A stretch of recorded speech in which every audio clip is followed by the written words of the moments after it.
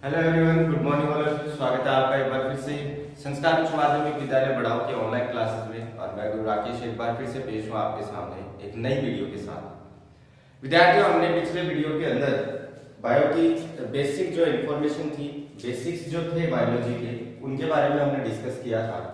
कुछ बायोलॉजी से रिलेटेड जो वैज्ञानिक थे, जो पूरा वनस्पति विज्ञान के प्रणेता, या फिर मैं कहूँ कि आयुर्वेद के प्रणेता, या फिर हम गए प्लास्टिक सर्जरी के जनक, ऐसे कुछ विद्वान ऐसे हुए हैं जिन्होंने जीव विज्ञान के क्षेत्र में अपना एक बहुमूल्य योगदान उन्होंने दिया है। और उन्होंने कुछ ऐसी चीजों के बारे में हमें अवगत कराया, या हमें ऐसी चीजों के बारे में बताया है जो वर्तमान में भी कारगरशील है।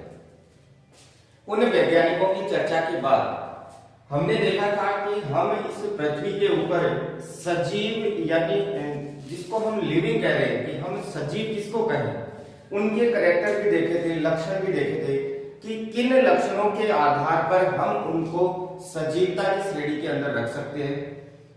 उन लक्षणों की चर्चा करने के बाद आज अपना टॉपिक है कि सजीव तो है, चलो हम सजीव के बारे में तो हमने जानकारी ले ली कि सजीव कौन होता है, उसमें कौन कौन से लक्षण होने चाहिए, लेकिन इस पृथ्वी पर सजीव की श्रेणी भी हम दो भागों में बांटेंगे। क्यों बांटेंगे? अब आप एक तरफ तो देखिए कि जितने भी पेड़ पौधे या पादप हैं वो भी सजीव है, और एक तरफ आप देख सकते हैं कि छोटी से छोटी चींटी, उससे बड़ा कोई भी जीव, या फिर हम ये कहें कि समुद्री या स्थलीय या नभचर जितने भी जंतु हैं वो भी सजीव है। तो हम इनको कैटेगराइज कैसे करें? सबसे पहले तो हमें पादप और जंतु को अलग अलग करें कि पादप सजीव की कैटेगरी में आता है, जंतु वो भी सजीव की कैटेगरी में आता है। लेकिन उन पादप और जंतुओं के अंदर भी ऐसे कौन से लक्षण हैं जो उस कैटेगरी को स्पेसिफिक बनाते हैं या उस कैटेगरी के लिए ही विशेष हैं। उन विशेष लक्षणों के आधार पर हम आज पादप और जंतुओं को डिफरेंशिएट करेंगे, अलग अलग उनको हम बांटने का प्रयास करेंगे कि पादपों में कौन से लक्षण और जंतुओं में कौन से लक्षण। तो विद्यार्थियों, शुरू करता हूं मैं आज का अपना जो टॉपिक है, उसमें हमें बात करनी है पादप व जंतु कोशिका की। जंतु कोशिका की हमें बात करनी है कि पादपों की जो कोशिका होती है और जंतुओं की जो कोशिका होती है, उन दोनों में अंतर क्या है, हम किस तरीके से उसमें अंतर कर सकते हैं। सबसे फर्स्ट तो यहाँ एक चीज ये क्लियर रखनी है आपको कि जहां सजीव का नाम आता है वहां पर सबसे फर्स्ट नाम किसका आएगा? कोशिका का आएगा। क्योंकि हमने पिछले वीडियो में देखा था सजीव की क्रियात्मक इकाई किसको माना गया था? कोशिका को माना गया था। किसको माना गया था? कोशिका।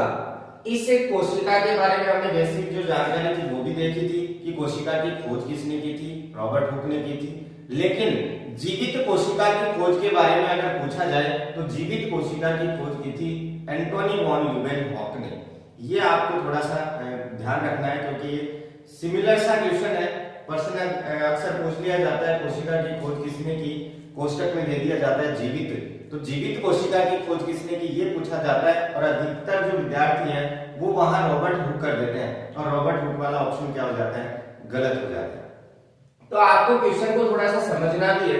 सिंपल से क्वेश्चन है, लेकिन कई बार हम धोखा खा जाते हैं इसमें, हमें धोखा नहीं खाना है। इस कोशिका की बात कर रही है क्योंकि हम जिन सजीवों की बात कर रहे हैं उस सजीव का निर्माण भी किससे हुआ है? इस कोशिका से हुआ है। अब हमें देखना है कि पादप भी सजीव है, जंतु भी सजीव है, तो इन दोनों सजीवों की कोशिका में ऐसे कौन कौन से अंतर है। तो सबसे पहले तो मैं यहाँ पादप और जंतु कोशिका बनाकर आपको थोड़ा सा समझाता हूं कि पादप और जंतु कोशिका में आखिर अंतर होता किस टाइप का है। अगर मैं एक जंतु कोशिका की बात करूं तो जंतु कोशिका के अंदर कौन कौन से ऐसे कोशिकांग हैं जो उस जंतु कोशिका के अंदर पाए जाते हैं और पादप कोशिका में नहीं पाए जाते, या फिर हम ये कहें कि ऐसे कौन से कोशिकांग हैं जो पादप में होते हैं, पादप कोशिका में, और जंतु कोशिका में नहीं होते। तो आज हम उनकी चर्चा करने जा रहे हैं। सबसे फर्स्ट को कोशिका, अगर जंतु की बात करी जाए या किसी भी कोशिका की अगर मैं बात बात करूं तो उस कोशिका का नियंत्रण करने के लिए या उस कोशिका के संपूर्ण कार्यों का नियंत्रण करने के लिए उसके अंदर एक केंद्रक पाया जाता है और उस केंद्रक से परिधि की ओर एक कोशिका में पाया जाता है जिसको हम एंडोप्लाज्मिक रेटिकुलम अंतःप्रद्रवी जालिका कहते हैं। इस तरीके से वो पाई जाती है, केंद्रकीय भाग से परिधि की ओर पाई जाती है। ऐसी संरचना होती है उसकी, ईआर जिसको शॉर्ट फॉर्म में कहा जाता है, एंडोप्लाज्मिक रेटिकुलम होती है। इसके अलावा इस कोशिका के अंदर माइटोकॉन्ड्रिया भी होता है। इसके अलावा रिक्तिका होती है, छोटी छोटी रिक्तिकाएं भी पाई जाती है। गोल्जिकाएं, माइटोकॉन्ड्रिया है, राइबोसोम है, सेंट्रोसोम है। इस तरीके की बहुत सी चीजें यानी जिनको हम कोशिका का नाम दे सकते हैं वो पाए जाते हैं।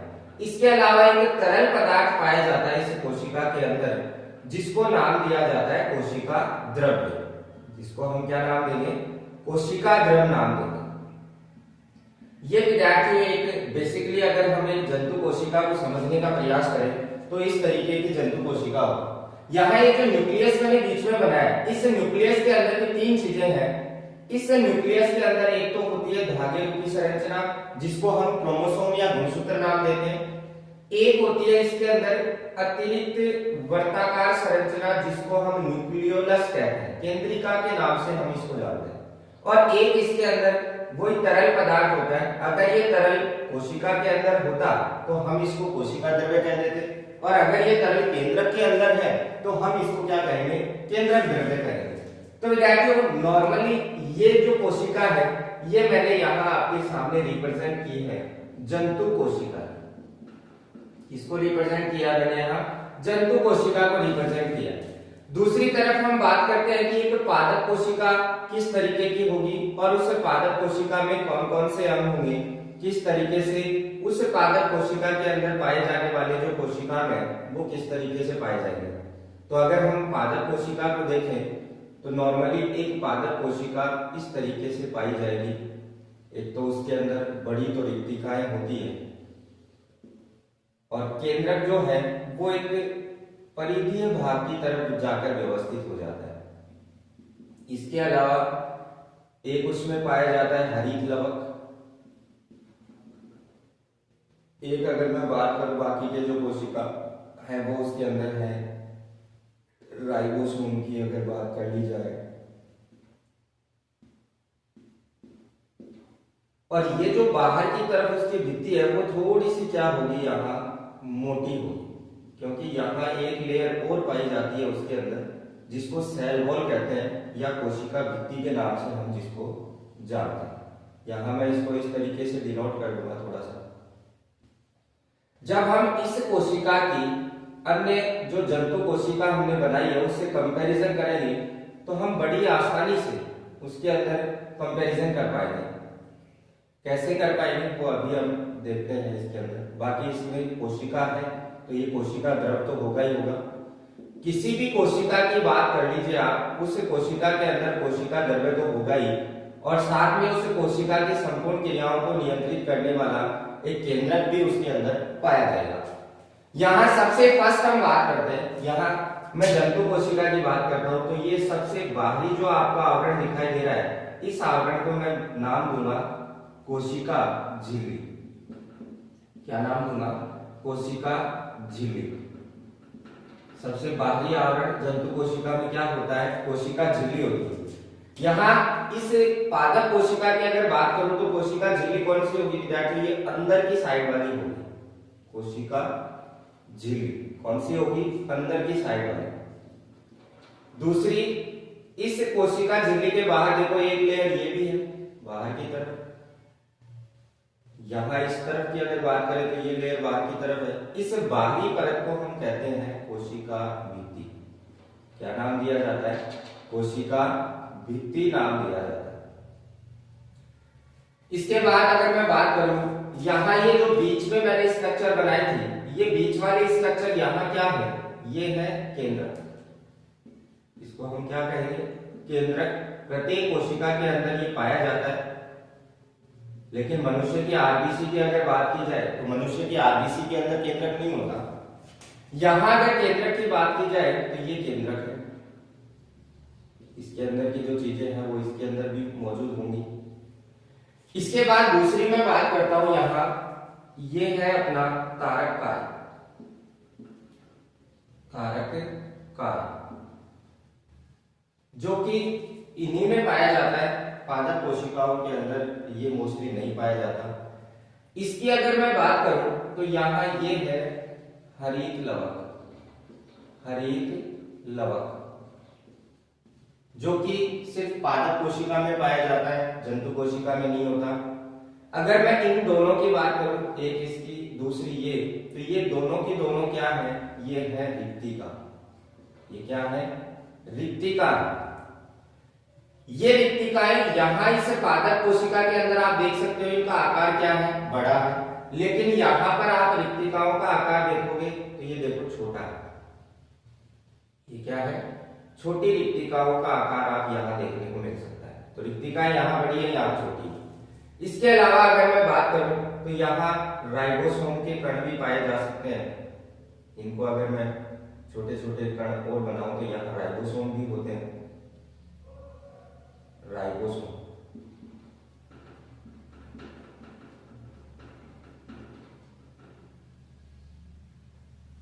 इसके बाद बाकी की चीजें लगभग कॉमन होती है। कोशिका द्रव्य इसमें भी है, कोशिका द्रव्य इसमें भी है। बाकी के जो कोशिका है वो इसमें भी पाए जाते हैं, इसमें भी पाए जाते हैं।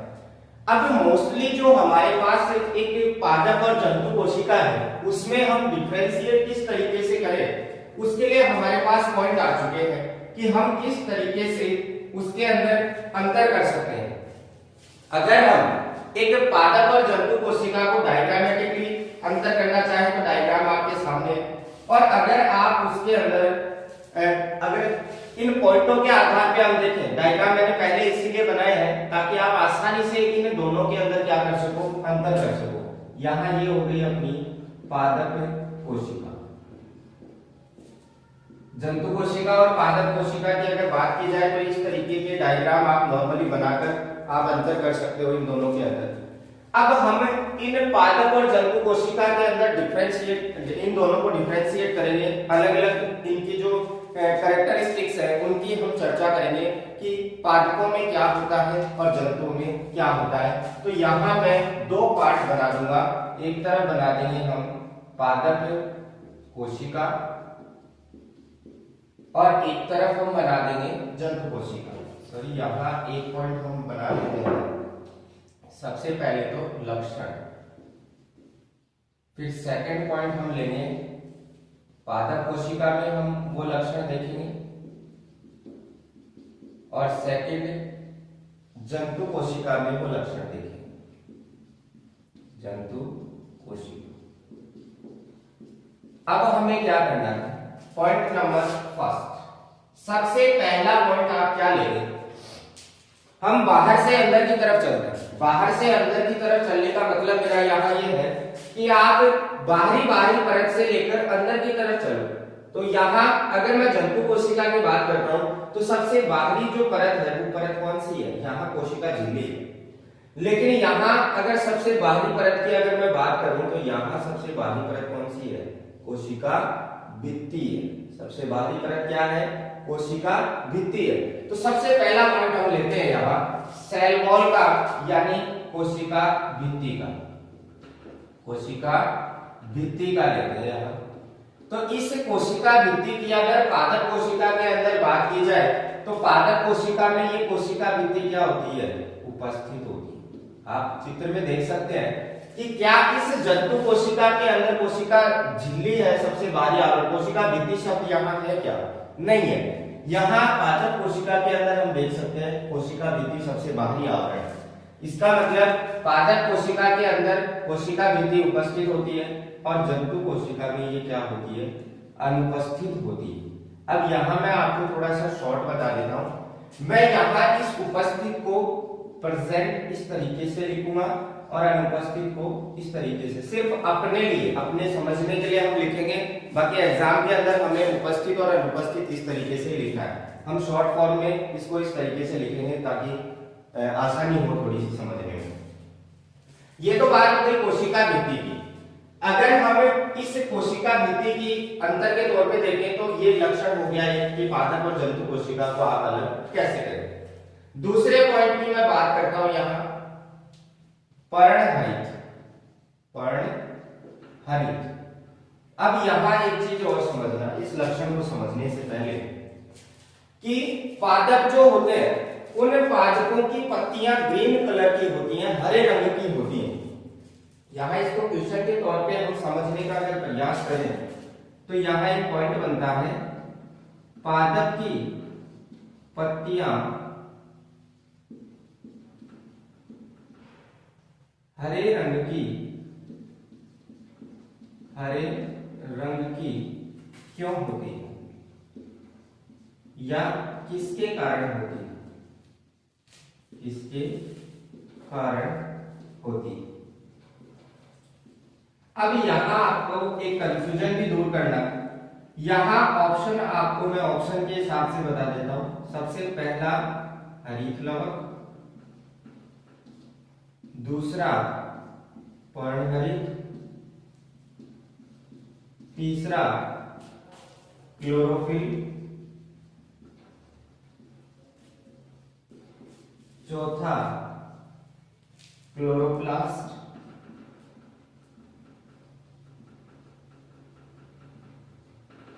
और यहां पर पांचवा ऑप्शन मैं आपको यहां दे रहा हूं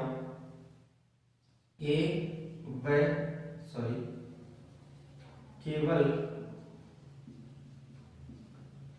ए व बी, और एक ऑप्शन और ले लेते हैं सभी, या यहां ऑप्शन ले लेता हूं ए बी सी व डी। अब यहां विद्यार्थियों एक कॉमन सा क्वेश्चन है, एक सामान्य सा क्वेश्चन हम मान सकते हैं इसको कि पादपों की पत्तियां हरे रंग की क्यों होती है। तो यहाँ आपको ऑप्शन दिए गए हरित लवक, पर्णहरित, क्लोरोफिल, क्लोरोप्लास्ट, इनके कारण पादपों की पत्तियां हरी होती है क्या।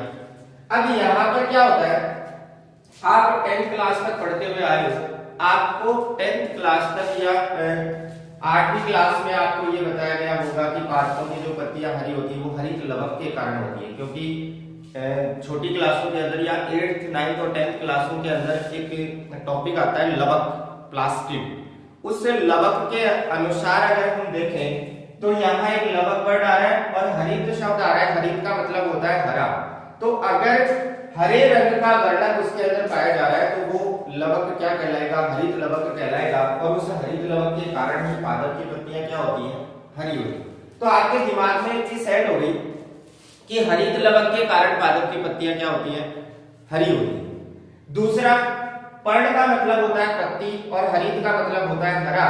तो पत्ती हरी होती है क्योंकि उसमें पर्णहरित पाया जाता है। ये दो ऑप्शन तो ऐसे हैं आपके सामने कि इनको आप बड़ी आसानी से आइडेंटिफाई कर सकते हो, आप बड़ी आसानी से आप इनको पहचान सकते हो। तो आपका दिमाग ये कहेगा कि इस प्रश्न का आंसर क्या होना चाहिए, भाई हरित लवक के कारण भी हरी होती है और पर्णहरित के कारण भी हरी होती है। तो आपका ऑप्शन ए और बी ये दोनों सही है। विद्यार्थी आपका सोचना भी गलत नहीं है, आपके अनुसार ये दोनों भी सही है। लेकिन कुछ टर्म और भी है इनको दर्शाने के लिए, तो उनकी टर्म और कौन सी है वो चीजें हम देखें तो यहाँ एक टर्म तो आती है क्लोरोफिल। क्लोरोफिल पर्णहरित का मतलब ही क्लोरोफिल है। और यहाँ एक क्लोरोप्लास्ट है, प्लास्टिड शब्द जो है उसी से लिया गया एक टर्मिनोलॉजी है साइंस की या बायोलॉजी की, हम टर्म मान सकते हैं इसको। क्लोरोप्लास्ट इसका मतलब भी क्या होता है, हरित लवक ही होता है। तो यहां हम ये दो जो टर्मिनोलॉजी है बायोलॉजी की, जो टर्म्स हैं दो, क्लोरोफिल और क्लोरोप्लास्ट, ये थोड़ी इंग्लिश टर्म हो गई। तो मैंने आपको पहले भी बताया था कि कुछ टर्म इंग्लिश की आपको याद रखनी ही पड़ेगी, क्योंकि इंग्लिश टर्म कई बार हमें काम कर जाती है हमारे लिए, हमें अच्छे अंक भी दिला जाती है, प्रश्न को समझने में सहायता भी कर जाती है। यहाँ प्रश्न था कि पादप की पत्तियों का रंग हरा क्यों, और उसका जवाब आपके सामने ऑप्शन में अगर आपसे पूछा जाए तो या तो आपको ये सारे ऑप्शन मिलेंगे, सारे ऑप्शन नहीं मिलेंगे तो आपको सिर्फ कोई एक या दो ऑप्शन मिलेंगे, उसमें आप आसानी से आइडेंटिफाई कर पाओगे। लेकिन अगर चारों ऑप्शन आपको यही मिल जाए, चारों के चारों ऑप्शन आपको ये मिल जाए तो थोड़ी सी डिफिकल्टी होती है। अगर आपने नाम सुने हुए क्लोरोफिल और क्लोरोप्लास्ट के भी तो आप उसको सही कर पाओगे, अन्यथा आप भी उसमें कंफ्यूज हो जाओगे। तो आप या तो एक को टिक मारोगे या दो को, या फिर आप जितने वर्ड आपको याद है उन दो को आप टिक मार सकते हो। यहाँ आपका राइट आंसर क्या होगा, ए बी सी और डी, क्योंकि ये चारों के चारों एक ही चीज को डिनोट कर रहे हैं, एक ही चीज को दर्शा रहे हैं। तो पादप की पत्तियों का हरा रंग क्यों होता है, आप चाहे ये कह दो हरित लवक के कारण होता है, आप चाहे ये कह दो कि पर्णहरित के कारण होता है, आप चाहे ये कह दो कि क्लोरोफिल के कारण होता है, और आप चाहे ये कह दो कि क्लोरोप्लास्ट के कारण होता है। ये चारों के चारों जो वर्ड हैं, ये चारों के चारों वर्ड एक ही चीज को दर्शा रही है, और वो चीज क्या है, वो चीज वो वर्णक है जो पत्तियों के हरे रंग के लिए जिम्मेदार है। तो यहाँ इस प्रश्न को भी आपको क्लियर रखना है कि पादपों की पत्तियों का रंग हरा क्यों होता है, ये चार काम आपको याद रखने हैं। अब यहाँ पर इस तरफ आते हैं कि पादप और जंतु कोशिका में हम अंतर कर रहे हैं। पादप और जंतु कोशिका में हमने लक्षण लिया पर्णहरित। अब हमें ये देखना है कि पर्णहरित पाया किसमें जाता है। तो अगर हम जंतु कोशिका की बात करें तो जंतु कोशिका में तो पत्तियां होती ही नहीं है, तो पर्णहरित आएगा ही नहीं।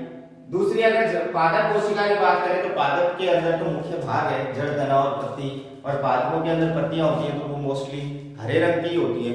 तो यहाँ भी हम कह सकते हैं ये पर्णहरित जो है ये पादपों के अंदर तो क्या है, उपस्थित है, और जंतुओं में क्या है, एब्सेंट है। क्लियर हुई ये चीज। अब इसी से रिलेटेड एक क्वेश्चन और ले लिया हम कि पादपों में जो पत्तियां हैं वो हरे रंग की हैं, तो उन पत्तियों का वर्ग क्या है, या ऐसी कौन सी क्रिया होती है उनमें जिसके कारण उनका होना वहां जरूरी है। तो एक पॉइंट हम यहाँ लेंगे, एक क्रिया होती है प्रकाश संश्लेषण। प्रकाश संश्लेषण की एक क्रिया होती है, और ये प्रकाश संश्लेषण है क्या, फोटोसिंथेसिस इसको कहते हैं। प्रकाश संश्लेषण के बारे में आपने सुना होगा कि प्रकाश संश्लेषण पादपों में होने वाली एक ऐसी क्रिया है जिसकी सहायता से पादप अपना भोजन बना पाता है। इसमें होता क्या है, कार्बन डाइऑक्साइड और जल ये दोनों आपस में सूर्य के प्रकाश की उपस्थिति के अंदर हरित लवक की उपस्थिति में क्रिया करते हैं, और क्रिया करने के दौरान पादपों के लिए भोजन का निर्माण करते हैं ताकि पादप अपना भोजन आसानी से कर सके। और इसी क्रिया के कारण हम ये भी कह सकते हैं कि पादप स्वपोषी होता है, यानी पादप अपना भोजन खुद बनाता है, पादप अपना भोजन अपने शरीर के अंदर ही बनाता है, वो भोजन के लिए किसी पर डिपेंड नहीं रहता या किसी के ऊपर निर्भर नहीं रहता भोजन के लिए, वो अपने शरीर के अंदर ही भोजन बना लेता है। तो यहाँ पर एक क्वेश्चन ये भी बन गया कि पादप अपना भोजन किस क्रिया के दौरान बनाते हैं, तो वो क्रिया कौन सी है, प्रकाश संश्लेषण। तो यहाँ हम प्रकाश संश्लेषण का लक्षण ले रहे थे, पादपों में पाया जाता है, इसका मतलब उपस्थित, और जंतुओं में ये क्रिया नहीं होती, यानी प्रकाश संश्लेषण की क्रिया किसका मुख्य लक्षण है, पादप कोशिकाओं का मुख्य लक्षण है। तो विद्यार्थियों ये फोटोसिंथेसिस की क्रिया भी आप आसानी से समझे, दो तीन चीजें रिलेट है यहाँ पर, दो तीन चीजें आपस में जुड़ी हुई हैं। प्रकाश संश्लेषण की क्रिया होती किसमें, पहली चीज पादपों में, पादपों के किस भाग में, पत्तियों में, पत्ती के भी किस भाग में, हरित लवक में, हरित लवक में भी प्रकाश संश्लेषण की क्रिया जो है वो दो तरीके की होती है, प्रकाशिक अभिक्रिया होती है तो एक अप्रकाशिक अभिक्रिया होती है। तो यहाँ भी वो चीजें हैं, प्रकाशिक अभिक्रिया पत्तियों के, या मैं कहूं कि प्रकाशिक जो अभिक्रिया है वो हरित लवक के ग्रेना भाग के अंदर होती है, यानी ये डीप से डीप चीजें हो गई आपके लिए। अगर बेसिक आपको ऊपर ऊपर से पढ़ना हो या बेसिकली आपसे पूछा जाए तो आप उस हिसाब से जवाब दें। अगर हम एज ए नीट या फाउंडेशन की तैयारी जिस तरीके से करवाई जाती है या जिस तरीके से हम आगे नीट के एग्जाम देंगे उसमें इसी तरीके के शॉर्ट क्वेश्चन या छोटे छोटे सामान्य से क्वेश्चन ही पूछे जाते हैं, लेकिन वो थोड़े से डीपली पूछे जाते हैं। तो वो डीप किस तरीके से जाते हैं आप वो भी थोड़ा सा अनुमान लगाएं। जैसे एक छोटा सा क्वेश्चन आ गया प्रकाश संश्लेषण होता है। एकदम बेसिक सा क्वेश्चन है। ऑप्शन आ गया पादपों में, जंतुओं में, जीवाणुओं में या फिर किसी में नहीं, तो आपका जवाब वहां सीधा सीधा है पादपों में होता। फिर उससे थोड़ा सा नीचे गए, थोड़ी सी गहराई में बढ़े, तो प्रकाश संश्लेषण की क्रिया पादप के किस भाग में होती है? पादप के भागों में से बताना है, तो पादप के भाग जड़, तना, पत्ती, फल, फूल होते हैं। अब उनमें से किस में होती है? तो आप उसका आंसर आसानी से दोगे कि पत्तियों के अंदर होती है। फिर और थोड़ा सा डीप क्वेश्चन पूछा गया कि प्रकाश संश्लेषण की क्रिया हरित लवक के किस भाग में होती है, या आपसे पूछा जाए पत्ती के किस भाग में होती है, तो पत्ती के हरित लवक भाग में होती है, क्योंकि हरित लवक पत्तियों में ही पाया जाता है। फिर हरित लवक के किस भाग में होती है, ये और डीप क्वेश्चन हो गया, तो वहां आपका आंसर क्या होगा? ग्रेना भाग के अंदर प्रकाश संश्लेषण की प्रकाशीय अभिक्रिया संपन्न होती है। तो इस तरीके से थोड़े डीप क्वेश्चन भी आपसे पूछे जा सकते हैं। आपको प्रिपरेशन उस तरीके से करनी है। बेस के साथ साथ हमें आगे की कुछ चीजें भी ध्यान रखनी है। इसके बाद मैं यहां पॉइंट लेता हूं, फोर्थ पॉइंट हम लेते हैं यहां गति का। और जब हमने सजीव और निर्जीव के बीच की बात की थी कि सजीव हम किसको कह रहे हैं, उसकी जब हमने बात की थी, तो उस आधार पे भी हमने देखा था कि पादप जो गति है वो एक स्थान से दूसरे स्थान पे चल के नहीं दर्शाता।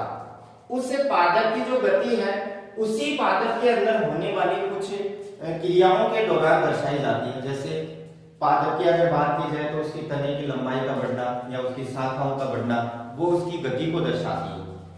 जबकि पादप की जो जड़ें हैं वो बढ़ती हैं, वो भी गति को दर्शा रही है। लेकिन पादप स्वयं एक स्थान से चल के दूसरे स्थान पे नहीं जाता। इसका मतलब ये हुआ कि गति तो पादप और जंतु दोनों में उपस्थित होती है, लेकिन पौधे के अंदर जो गति है वो तना, पत्तियां और पुष्प, तना, पत्ती या पत्तियां व पुष्प, ये पादप के अंदर गति दर्शाते हैं, गति दर्शाते हैं। क्योंकि पादप एक स्थान से दूसरे स्थान पे चल के नहीं जा सकता। यहां जंतु की अगर बात आती है तो ये एक स्थान से दूसरे स्थान पर गमन करते हैं। यानी यहां वही बात आ गई कि अगर व्यक्ति एक स्थान से दूसरे स्थान पर जाएगा तो विस्थापन उत्पन्न होगा, यानी वो अपने स्थान को परिवर्तित करेगा तो गति उसके अंदर होगी, और स्थान को परिवर्तित करने के लिए गति होती ही है। तो जंतुओं के अंदर तो एक स्थान से दूसरे स्थान पे चला जाता है वो, लेकिन गति अगर पादपों के अंदर बात की जाए तो पादप का तना, पत्ती या उसका जो फूल या फल है वो पादप की गति को दर्शाता है। इसके बाद अगर मैं बात करूं खनिज अवशोषण, खनिज अवशोषण, खनिज अवशोषण, खनिज अवशोषण की बात होती है तो खनिजों का अवशोषण, या एक तरीके से मैं कहूंगी पोषण की बात कर लीजिए आप। पोषण के अंदर खनिज, मिनरल्स जितने भी हैं वो सारे के सारे मिल जाते हैं। अगर पादपों के अंदर बात करें खनिजों का अवशोषण कहां से होता है, तो हमें जाहिर सी बात है आप आसानी से इसका जवाब दे सकते हैं, क्योंकि पादपों में भूमिगत भाग कौन सा है? जड़ है, और उसी जड़ के माध्यम से जल में घुलित अवस्था के अंदर खनिजों का अवशोषण जो है वो पादप कोशिका किस अवस्था में करती है, या पादप किस अवस्था में करता है? घुलित अवस्था के अंदर इन खनिज पोषकों का अवशोषण करता है। और अवशोषण के लिए सहायक अंग कौन सा हो गया? जड़ हो गई। जड़ के द्वारा वो जल और अन्य जो खनिज पोषक तत्व हैं उनको घुलित अवस्था के अंदर अपने अंदर क्या करेगा? समाहित करेगा। तो मैं यहां कह सकता हूं घुलित अवस्था में, घुलित अवस्था में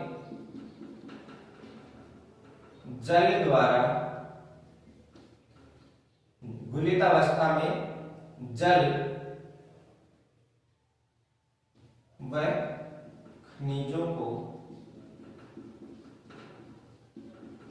जड़ द्वारा अवशोषित, जड़ द्वारा क्या किया जाता है? अवशोषित किया जाता है। जबकि अगर मैं यहाँ जंतुओं की बात करूं तो जंतुओं के अंदर ठोस अवस्था में ग्रहण किया गया। अब यहाँ पर देखो सीधी सी बात है कि अगर हम खनिज पोषकों की बात कर रहे हैं, वो अपना खनिज पोषण किस रूप में ग्रहण करते हैं, क्योंकि पदार्थ की अवस्थाएं तीन हो सकती हैं, ठोस, द्रव और गैस। यहाँ हम पादपों की बात करें तो पादप जो है वो मोस्टली जो अवशोषण का काम करती है, उस पादप का जड़ भाग करता है, और जड़ के द्वारा वो कौन सी चीजों को अवशोषित करेगा, एक तो जल को, और उस भूमि के अंदर उपस्थित या उस मृदा के अंदर उपस्थित पोषक पदार्थों को अवशोषित करेगा। तो वो पहले उसको घुलित अवस्था में लाएगा, जल के अंदर वो पोषक क्या हो जाएंगे, घुल जाएंगे, और उसके बाद वो क्या करेगा, उसका अवशोषण करेगा और पादप की प्रत्येक कोशिका को उपलब्ध करवा देगा। लेकिन जंतु कोशिका की अगर बात की जाए तो इन खनिजों का अवशोषण ठोस रूप में किया जाता है मोस्टली। तो ये पादप और जंतु कोशिका के अंदर खनिज अवशोषण की जो क्रिया है उसके आधार पर भी अंतर हो गया। इसके बाद मैं नेक्स्ट पॉइंट की बात करता हूं यहाँ तारक काय की बात करते हैं, जिसको सेंट्रोसोम के नाम से जाना जाता है। तारक काय की अगर बात की जाए तो आप आगे के सेल साइकिल या सेल के बारे में एक चैप्टर है, यूनिट है पूरी, जिसमें कोशिका की संरचना और उसके अंदर होने वाली सारी जो क्रियाएं हैं उनके बारे में बताया गया है। उसमें हम देखेंगे कि उस कोशिका में ये तारक काय क्या काम आता है। ये तारक काय जो है, ये सेल का डिवाइडेशन जब होता है, कोशिका का जब विभाजन होता है, उस समय अपनी बहुत महत्वपूर्ण भूमिका निभाता है तारक काय। यहाँ डायग्राम में भी हम देख सकते हैं, जंतु कोशिका के अंदर तारक काय क्या था, उपस्थित था, लेकिन पादप कोशिका के अंदर तारक काय नहीं है। इसका मतलब यहाँ ये अंतर के तौर पे हम कह सकते हैं कि तारक काय इस पादप कोशिका में तो क्या है, एब्सेंट है, और जंतु कोशिका के अंदर क्या है, प्रेजेंट है। कार्य मैं आपको बता चुका हूं कि ये तारक काय कोशिका विभाजन के समय काम आता है। कोशिका विभाजन के समय कोशिका के विभाजन में ये सहायक है। किस तरीके से है वो हम आगे का जो चैप्टर आएगा अपना सेल साइकिल वाला, उसके अंदर इसका अध्ययन करेंगे। इसके अलावा नेक्स्ट हम बात करते हैं, 7वें नंबर पे हम पॉइंट ले सकते हैं रिक्तिका। वैक्यूल्स की अगर बात की जाए, रिक्तिका की अगर बात की जाए तो रिक्तिका जंतु कोशिका में भी है और पादप कोशिका में भी। यहां मैं अगर इनकी बात कर लूं तो इनको अगर मैं रिक्तिका कहता हूं तो यहां आप देख सकते हैं रिक्तिकाओं का आकार क्या है, छोटा है, लेकिन वहां रिक्तिकाओं का आकार क्या है, बड़ा है। तो रिक्तिका यहाँ पर क्या है, पादप कोशिका की बात की जा रही है तो यहाँ तो क्या है, बड़े आकार की, ऐसी है बड़े आकार की, और यहाँ कैसी है, छोटे आकार की। यहाँ कैसी है, छोटे आकार की। इसके अलावा नेक्स्ट पॉइंट की अगर मैं बात करूं तो हम बात करते हैं यहाँ केंद्रक की स्थिति, कि केंद्रक कहां पर स्थित है। इस स्थिति को अगर हम देखना चाहें तो आप डायग्राम में देख सकते हैं। जंतु कोशिका की बात की जा रही है तो जो केंद्रक है वो बीचों बीच स्थित है, जबकि पादप कोशिका की बात की जा रही है तो केंद्रक देखो कहां चला गया, परिधि की ओर चला गया। तो केंद्रक की स्थिति की अगर बात करें तो पादप कोशिका में केंद्रक कहां स्थित होता है, परिधि की ओर। परिधि का मतलब आप समझ गए होंगे, या मैं यहाँ एक वर्ड काम में लेता हूं, किनारे की ओर, किनारे की ओर। और जबकि जंतु कोशिका की बात की जाए तो बीच में स्थित होता है, या मैं कह सकता हूं मध्य में स्थित होता है, मध्य में स्थित होता है। ये न्यूक्लियस की बात हमने यहां कर ली। इसके बाद नेक्स्ट अगर हम अंतर के तौर पे देखें तो छोटे मोटे हम बहुत से अंतर कर सकते हैं। यहाँ जो केंद्रक की स्थिति की बात है उस चीज को थोड़ा सा समझना है कि जंतु कोशिका के अंदर और पादप कोशिका के अंदर जो न्यूक्लियस यानी कि केंद्रक होता है वो मध्य में और परिधि में क्यों होता है, इस चीज को थोड़ा सा समझना है। यहाँ अगर पादप कोशिका की मैं बात करूं तो आप देख रहे हैं रिक्तिकाओं का आकार क्या है, रिक्तिकाओं का आकार थोड़ा बड़ा है, और इन रिक्तिकाओं के आकार के बड़े होने के कारण ही जो पादप कोशिका का केंद्रक है वो मध्य में व्यवस्थित नहीं हो पाता वो थोड़ा सा दाब लगने के कारण या बल लगने के कारण क्या हो जाता है, खिसक जाता है और परिधि की ओर चला जाता है। जबकि जंतु कोशिकाओं के अंदर क्या है, रिक्तिकाएं छोटी छोटी है और रिक्तिकाएं छोटी होने के कारण वो उतना दबाव नहीं लगा पाती केंद्र के ऊपर कि वो वहां से खिसक सके। इसलिए जंतु कोशिका में तो केंद्र कहाँ है, बीचों बीच है, और पादप कोशिका में केंद्र कहाँ है, परिधि की ओर है। ये जंतु और पादप कोशिकाओं के मुख्य डिफरेंस के अंदर पाया जाता है। इसके बाद अगर मैं बात करूं लाइसोसोम की, एक पॉइंट है यहां हम ले सकते हैं इसको, लाइसोसोम। और लाइसोसोम के बारे में आपको जानकारी होगी कि आत्मघाती थैली के नाम से इसको जाना जाता है। अगर लाइसोसोम की मोस्टली मैं बात करता हूं तो ये लाइसोसोम सिर्फ और सिर्फ जंतु कोशिका में पाया जाता है। लेकिन पादप कोशिकाओं की अगर बात करें तो कुछ अपवाद है जिनके अंदर लाइसोसोम के समान कुछ संरचनाएं पाई जाती है, अन्य रचनाएं पाई जाती है।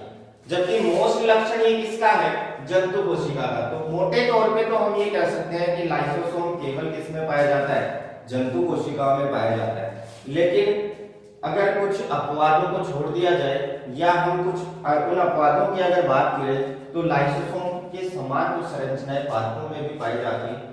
ये लाइसोसोम के लक्षण के आधार पर हम जंतु और पादप कोशिका में अंतर कर सकते हैं। इसके अलावा और भी अंतर है। अगर मैं एक उत्सर्जन तंत्र की बात करूं, हम उत्सर्जन तंत्र की अगर बात करें तो विकसित प्रकार का जो उत्सर्जन तंत्र है वो जंतुओं के अंदर तो पाया जाता है, पादपों के अंदर नहीं पाया जाता। अंग तंत्र की अगर मैं बात करूं तो मोस्टली विकसित प्रकार का जो अंग तंत्र है वो जंतुओं में होता है, पादपों में नहीं होता। ऐसे कुछ अंतर और भी है जिनको हम नोट कर सकते हैं, लेकिन मोस्टली हमें ये अंतर थोड़े से ध्यान रखने हैं कि एक जंतु और पादप कोशिका के अंदर हम डिफरेंस कैसे करें। तो विद्यार्थियों ये था अपना आज का वीडियो, जिसके अंदर हमने देखा कि जंतु और पादप कोशिका में क्या अंतर है, किस तरीके से हम उनके अंदर अंतर कर सकते हैं। उम्मीद करता हूँ आपको ये समझ में आया होगा। अगर डाउट रहे तो प्लीज कमेंट जरूर करें। तब तक के लिए धन्यवाद। करते रहें सुरक्षित।